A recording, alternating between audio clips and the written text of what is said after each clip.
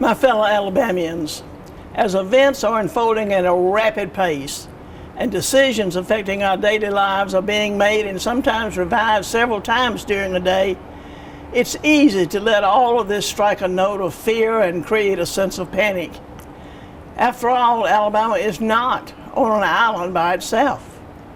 While the spread of the coronavirus seemed a world away when it was first discovered in China, the number of cases that have now tested positive in Alabama just during the past few days is a good reminder that this disease is having a profound effect on the entire world.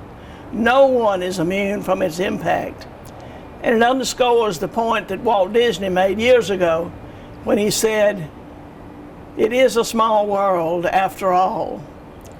And I say all of this as a reminder that Alabama is a family, and there is no better time than now for our Alabama family to come together, be strong, and stand united. As governor, I want to take a moment and plead with all of you to please respect all health recommendations and orders and work with them into your daily lives. The temporary adjustments can be truly life-saving as we work to flatten the curve of this virus.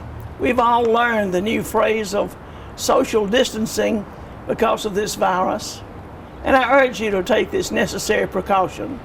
We will resume our daily lives in the near future once we defeat this illness. And while your leaders are called on to make important decisions dealing with a virus that we didn't even know existed 3 months ago, we're going to make some mistakes along the way. My hope and prayer is that we will get it right more than we will get it wrong.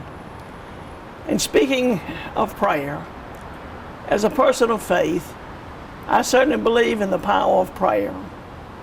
I urge the good people of this great state to join me in praying for one another.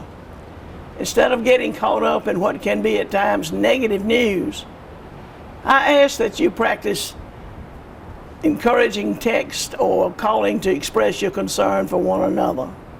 As you connect to one another on social media, use good judgment and promote positive messaging rather than the alternative. Send one another a sermon or devotional that you read or heard that urges calm, patience, and faith.